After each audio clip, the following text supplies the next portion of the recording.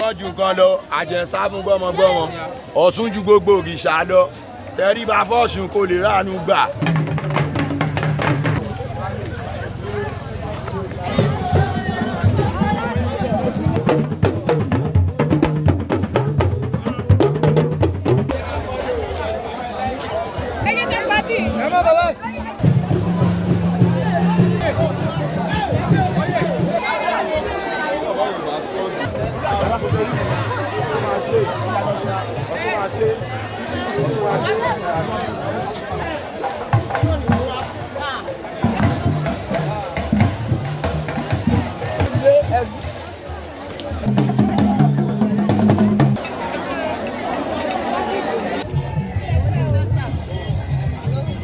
I did not plan to be here. I wasn't even supposed to be at the Osun Osogbo Festival this year. But sometimes, the most interesting journeys are the ones you never planned. Yesterday, I found myself in Osogbo, and by the time I arrived, the festival was already deep to its grand finale. The crowd was everywhere, the music was everywhere, colors, the dancing, prayers, and then I saw something that caught my attention.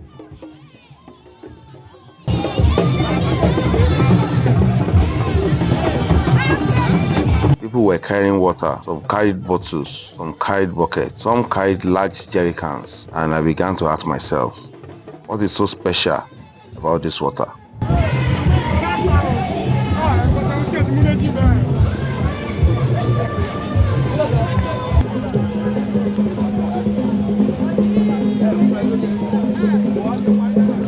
Why does the river mean so much to so many people? And what exactly are they hoping to take home then?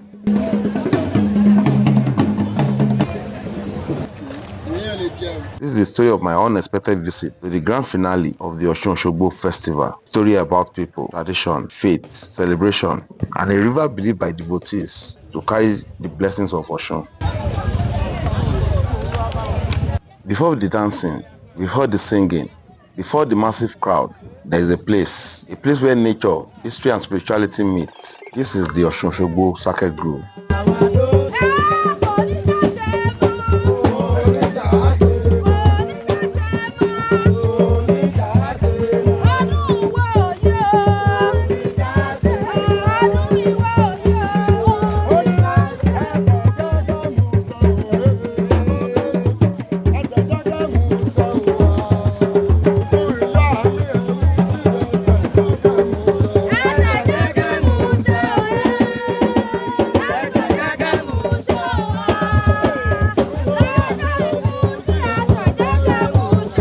This forest has remained one of the most important sacred places in Yoruba culture. At the heart of it is the Osun River. For devotees, this is not simply a river, it is sacred. The grove is regarded as the home of Osun, the Yoruba Orisha, associated with fertility, manhood, love, beauty, prosperity, and the life-giving power of water.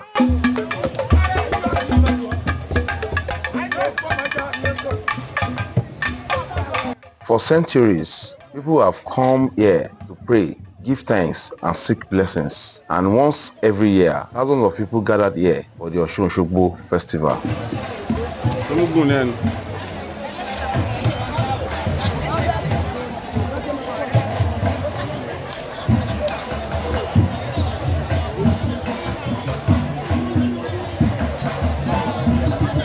What makes this place different is that the tradition is not only something remembered from the past, it is still alive. People still come, people still pray, people still sing, and people still believe.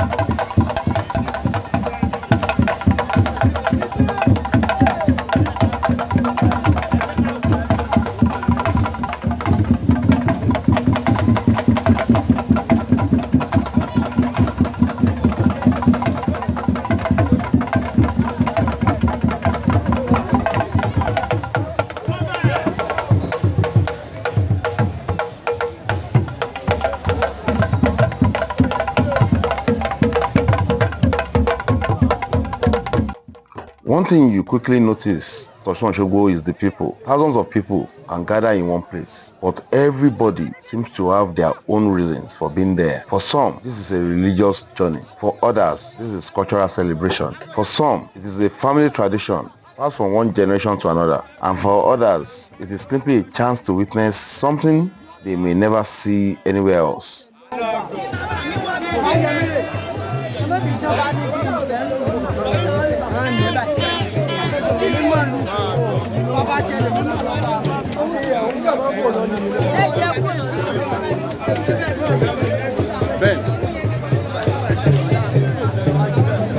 Look around.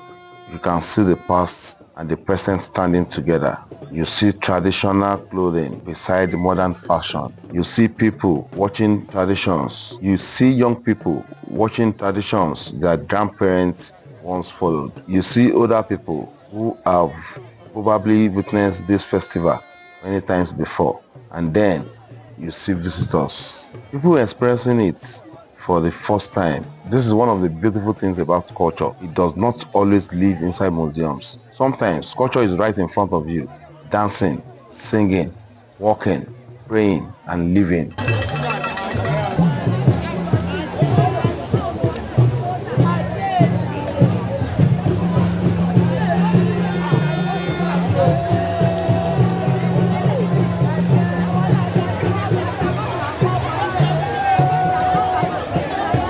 Watch the faces around you. Listen to the drums. Look at the movement. This is celebration, but it's also a connection to something more older. This is what makes a festival like this powerful. You don't need to understand every song to feel the energy. You don't need to know every dance to understand the joy. Sometimes you simply have to watch.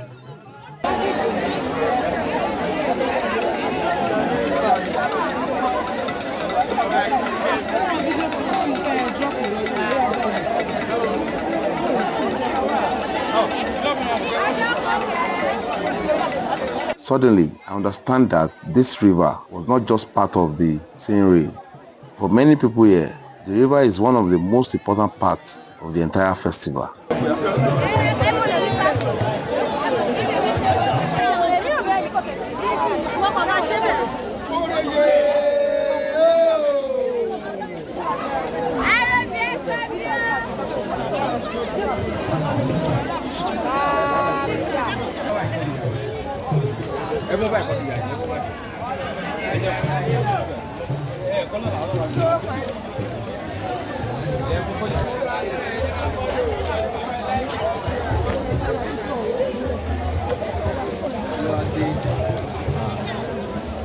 Ju nǹkan lọ àjẹsà fún gbọmọgbọmọ Ọ̀ṣun ju gbogbo òrìṣà lọ tẹríba fọ́ṣun kò lè ráàánú gbà ó ti gbọ́ tó bá ń béèrè àánú wàá bọ́ṣun báwọn máa bá àwọn tó máa dá dìndìnrín sílẹ̀ fún ẹ ò gbọ́ òun gangan ni àṣẹ iṣẹ́ míì nínú owó náà láńlá nítorí pé kí ni fánà ló sọ nínú òdì mímọ́ rẹ̀ ó ní ọ̀rẹ́ púpà fi hàn ṣẹ́ bí wàá fún ọ nílèrò níbi tọ́jú wọn ti gbé ń dùn ó ti gbé ń jọ ìjọ ọdún wa pé ọdún wa jọ lónìí o gbòdògbòdò èrú wà ọdún àwọn máa pèsè owó ọdún àwọn máa pèsè ọmọ àìkú baálé ọ̀rọ̀ àwa tá à ń wá owó ni wọ́n ń wá àti máa rìn àjò àwa tá à ń wá ire kan ire ìdí tá a máa wá ń sú orísun omi rèé o tó ti yà sí ìlú kílù tó ti yà wọnú gbogbo ìlú lọ orísun ò ní wá parun o orísun ò ní parun o ẹgbẹ́ ọ̀gá ògo àwa gbé wá wọn á gbé wá o wọn ní tí wà lójú o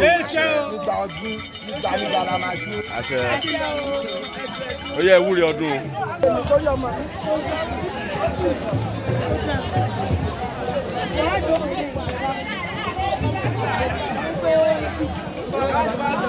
Oore èyí o Ọ̀ṣun àgbẹ̀ gbogbo wa o gbogbo àwọn tá a wá bíbá yìí lónìí adélébáre o arìnàkóre o akóyá ibi o adúpẹ́ ọdún yìí. Ìbáni ìṣúná òkìlá adé àmọ́kìlá ìbáni kó ráwọ́ àṣọ wà sí ìyáwó tó ní ẹni sàṣẹ tì láyé yìí àṣẹ ìsàmọ́dún báyìí ọ̀nà yóò sọ̀nà yóò là ọ̀ ìbáni ìṣúná gbọ́dọ̀ ní ìṣúta lóko kókò ló gbóòdò àdìyà ló lalẹ̀ níjù àkèrè ló gbọ́ púpọ̀ òjò ló kẹ̀rí kẹ̀ bẹ́bẹ́ yàfọ́ yẹ̀kùtì lọ rè bóòmù sọdún ìsọdún rere mọ̀mọ́ ní táwo ìgbọ̀yẹ̀kú lọ rè bóòmù sọdún ọdún rere mọ̀mọ́ ní táwo máa ní sí ọdún ìyàbọ̀ kò ní yàbọ̀. àṣẹ.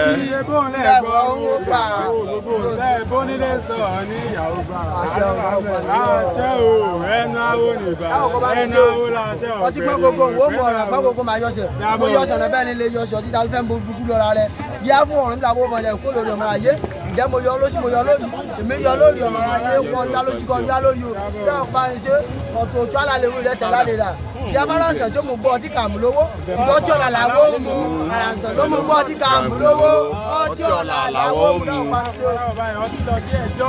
Omi ló bímọ, ẹmúlẹ́mọ́ àjòjò, adé afọ kékeré pàkó, àgbà pàkó, kékeré pàkó kì í tiẹ̀ jọ́.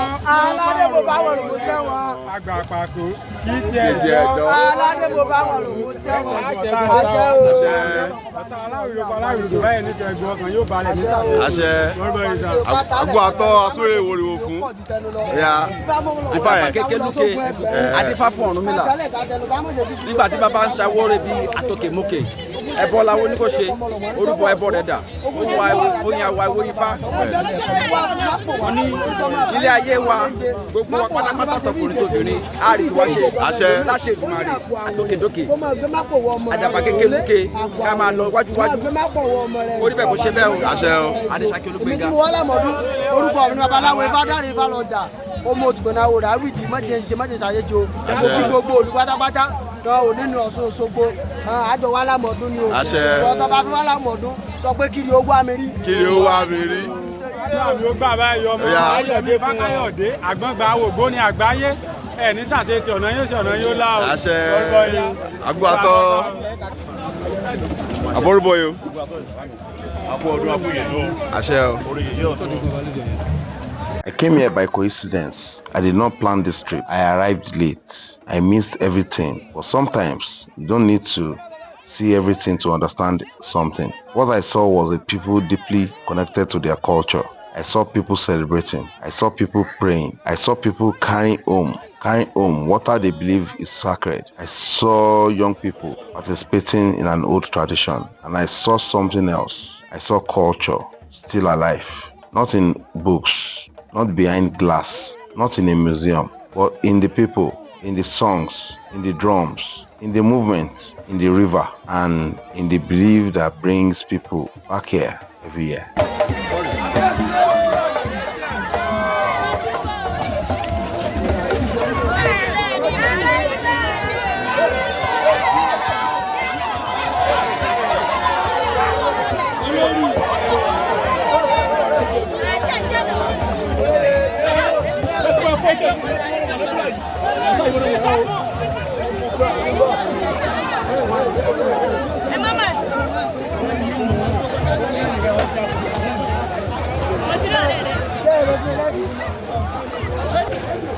àdúgbò lọ́wọ́ Elédùmarè àwọn tá a ṣe ọdún mi a ti tẹ̀lé. àṣẹ. ilé Ifá sọ̀rọ̀ ní odù rẹ̀ ó ní mo jí mo ká tọ́lá mo ká tọ́lá mo jí mo ká sùn lá mo ká sùn là mo jí mo kí bàbá mi òṣòṣò lára ìgbà tájà ọ̀la gbígbó lajá ń gbó ìgbà tákùkọ ọ̀dàràdà ọ̀la kíkọ ní kọ́ ìgbà tó ọmọ ọlọmọ pé bàbá ló kọ́ adíáfọ̀ Ọ̀rúnmìlà bábò wọlé oṣù tuntun ọdún wọn tó bá sọdún èyí tán wọn ní òní ṣe tẹ̀mí dandan ìfanirọ́ ni wọ́n ń pa ó lékè ni wọ́n ń ṣe onídàá bá ṣe yí tán bá ṣe ní ìdandan ọwọ́ mi bí wá pé pèpèrè mi èmi táyà lájọ sàmọ́dún ọwọ́ mi bí wá pé pèpèrè mi gbogbo wa lájọ sàmọ́dún ọwọ́ mi bí wá pé pèpèrè mi mo ṣẹ̀ làbọ̀rú ẹ̀ làbọ̀ yìí á sàmọ́dún. àṣẹ o. àríbí àṣẹ bẹ́ẹ̀ o. àṣẹ o. àwọn tó ṣayé kù ẹ wá bá wa ṣe aragadangba Òṣùmàrè náà aragadangba adífá fún igi ìrókò tí ń jẹun láàrin ọ̀tá ẹbọ làwọn ni ó ṣe orúbọ ẹbọ rẹ̀ dà oyin awoyinfá aragadangba Òṣùmàrè náà aragadangba láṣẹ Èdùmàrè gbogbo wa á máa rẹ́yìn ọ̀tá wa o. àṣẹ. kò sí bí ọ̀tá wa ṣe lè ṣe tó kò ní borí wa o. àṣẹ. ọkùnrin àtobìnrin àtọmọ kékeré àgbàlagbà ká borí o. àṣẹ. àṣẹ iṣẹ́ àwọn ọdún. ṣe ṣàmọ̀dún. òkúta náà ni alàmásẹ̀jẹ̀. adé afọ ọwọ́ ọmọ abímọ márùn jẹ́rìí àwọn. ìgbà tí ìfowójúsùn gbèrè rẹ bọ́lá ó ní ó ṣe ó sì gbẹ̀bọ̀ ń bẹ̀ rúbọ ìrúkọ èrò ọ̀fà. ẹ wá bá mi mọ́lẹ̀ ẹ wá wọlé ire bẹ̀ ọlá bẹ̀ ní ó jẹ́ tiwa. àwọn ni wá ṣe lásán ọdún tá a wà yìí ọdún ayọ̀ ọdún ire ni ó jẹ́ fún wa. Ifá ní kẹ́lẹ́dùnmáyẹ̀ bá wa ṣe àwọn tó ṣe lé àlẹ́ ìfowó bá wa ṣe ìrosùn gbèmí ẹ̀là ìgbèmí ẹ̀là ìpínpín adíáfúnṣe tí ń jẹ láàrin ọ̀tá ẹ̀bọ̀là ó ní ó ṣe ó sì gbẹ̀bọ̀ ń bẹ̀ rúbọ ẹ̀ bá wà léwé o.